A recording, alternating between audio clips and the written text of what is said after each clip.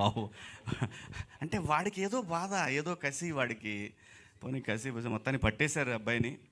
కానీ మంచి పనికి వాడుకోవాలని కోరుకుంటున్నా. అబ్బాయి అంత మంచి హ్యాకర్ అని విన్నాను. ఆడు దేశానికి ఉపయోగపడే మనిషిగా తయారైతే బాగుంటుంది. కనీసం ఇక్కడి నుంచి మారైనా సరే. టాలెంట్ ఎవరి సొత్తు కాదండి. అతను ప్రూవ్ చేశాడు. చేసింది చాలా దుర్మార్గమైన పని అయినా సరే అతని టాలెంట్ గురించి వింటుంటే వాడు నిజంగా ఒక దేశానికి పనికొస్తాడు కదా ఈ మనిషి, ఎక్కడన్నా సెక్యూరిటీ సిస్టంలో వాడు యూజ్ చేసుకోవచ్చు కదా ఇతన్ని అని అనిపించింది నాకు.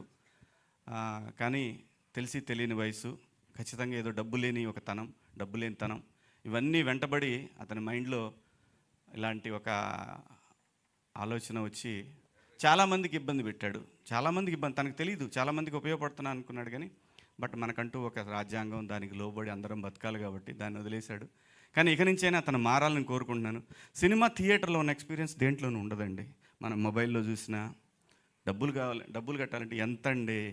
వాడు మనం కొనుక్కునే ఇదే థియేటర్లో కొనుక్కునే చిప్స్ ప్యాకెట్ 100 రూపాయలు పెడతాడు వాడు. దాంట్లో 15-20 ఉంటాయి అన్నీ కలిపి చిప్స్. సో సినిమా ప్రపంచంలో అన్నిటికన్నా చీప్ అండి.